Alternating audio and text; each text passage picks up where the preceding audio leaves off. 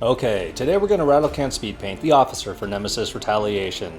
We're going to use the rattle can to apply a quick OSL effect on half of the miniature. I like using OSL on miniatures to designate player color. I find this a more appealing choice than snap-on colored base rings or painting the rim of the base with a particular color. Of course, I'll be releasing a slap-shot painting tutorial for this miniature as well in just a couple of days. So let's get started rattle can speed painting the officer for Nemesis Retaliation. And welcome to Trehane Miniatures. I take the same initial approach for all miniatures that I paint in this style. I like to start with a rattle can paint color that is slightly darker than what I want for the OSL. And finally, with this miniature, the blue that I'm using to demonstrate this OSL effect does apply to this miniature. For this blue OSL, I'm choosing Rust-Oleum Midnight Blue. I spray this color directly over the black primer on one side of the miniature. I spray the back of the miniature from an angle that is a little above the miniature and slightly to the side. I try to do this on the least interesting side of the miniature. So for example, on this particular miniature, I chose to spray the midnight blue from the rear and slightly to the model's left. I feel that the right side of the miniature has more interesting features, such as the eye patch on the right eye. I want this feature to be fully illuminated by the natural light rather than the OSL, so I placed the OSL on the left side of the miniature. Next, I use matte white to highlight within the midnight blue spray paint area. I begin with some basic edge highlighting, and as the amount of paint decreases on my brush, I switch to more of a traditional dry brush application. I'm not too careful about how I highlight features within the midnight blue spray paint area. I just want to make sure not to hit any of the surrounding black primer. This is very reminiscent of my slap chop painting style, where I basically slap chop half the miniature with a single color. Then, these highlights can be colored with the appropriate speed paint, or I can use regular acrylic paints as a glaze so that it looks like bright reflected light.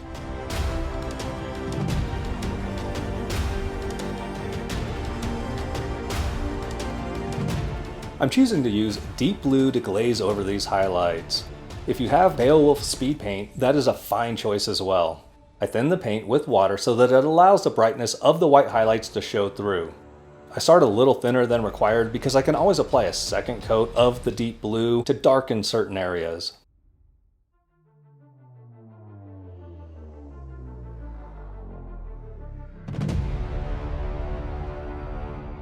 With the OSL out of the way, everything except for the metal parts of the suit and the gun gets a coat of German camo black brown. This black brown will make a great foundation for the skin, hair, and the khaki clothing. I want to paint these items first as they are recessed in the sculpt more so than the metallic components of the miniature. This German camo black brown is dark enough that it will probably make a perfectly fine base layer for the non-metallic metal that I plan to paint on the metallic items, but I can be stuck in my ways at times, so I stubbornly decide that I want to paint the non-metallic metal over pure black primer.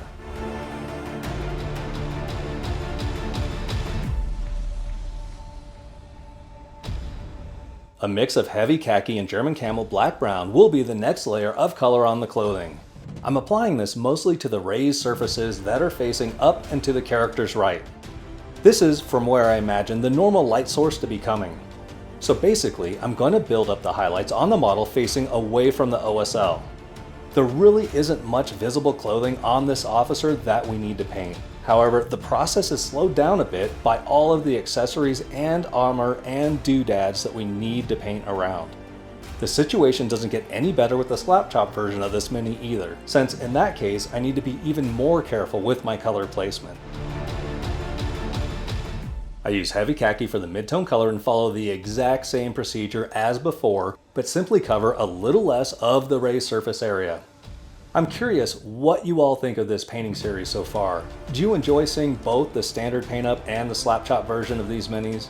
This is something that I could continue to do with future series, such as when I get ready to paint Grim Coven. I'd love to hear whether or not you think this extra effort is worth it. Last for the clothing, I'm using a mix of ice yellow and heavy khaki. There are a couple of things to note with this step. First, this is the brightest highlight. I don't want to use pure ice yellow for these highlights because I don't want them to compete with the highlights around the face and upper torso. There, I will have pure ice yellow highlights for the face surrounded by glacier blue glints of light on the chest armor. Second, I'm adding these highlights with short strokes and some stippling to give the pants some texture, which should add some credibility to the material.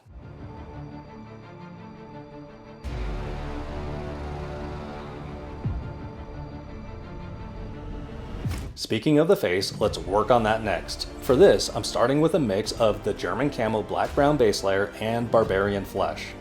There isn't much skin area to work with on the face, mostly due to the large eye patch over the right eye. The officer also has a goatee that covers much of the area around the mouth. We'll also have to carefully apply this color to the neck. This isn't too big of a deal because we can always touch up the chest armor with black paint later before addressing that area.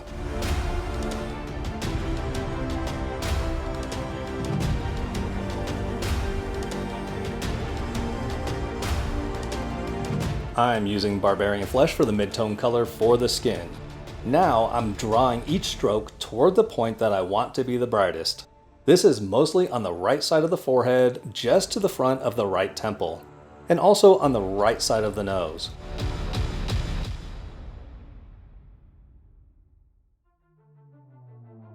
I'm also dotting this on each fingertip.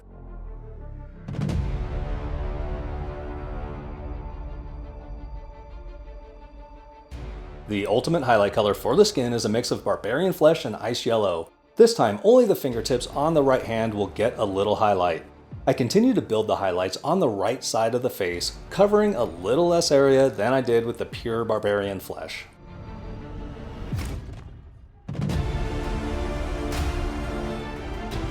I now turn my attention to the hair with orange-brown. I'm using this as the only color layer over the German Camo black-brown. I sometimes fall into a rut where I use the exact same color progression over similar features across all of my miniatures. I thought I'd change this up a bit by leaving Ice Yellow out of the equation. This will ultimately give the officer more of a darker auburn hair color.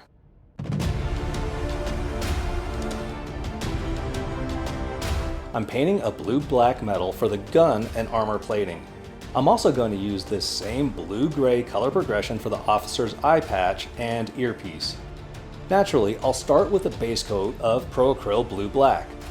The coverage here doesn't have to be perfect since having a little black showing underneath will only add to the non-metallic metal effect.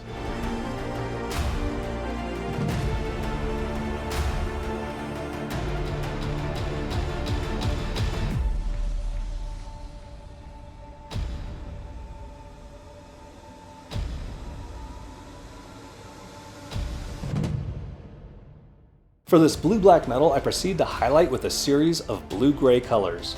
Iron Wolf goes over every single edge and most of the raised surfaces.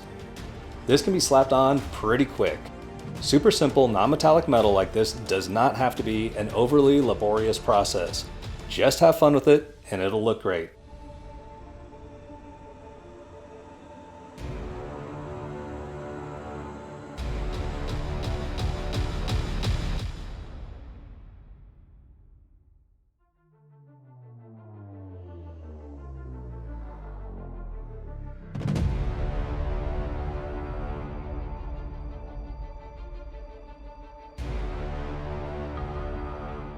I hit every upward facing edge with Wolf Gray and apply it to some of the vertical edges as well. I'll scratch it into place on any large smooth bits of metal, making sure to center it within the Iron Wolf layer. The eye patch is the only item that I paint a little differently, even though I'm using the same color progression. I'm edge highlighting both the top and bottom edges of the eyepiece, and I'm going to create a vertical reflection that appears just off center of the eye patch near the front edge.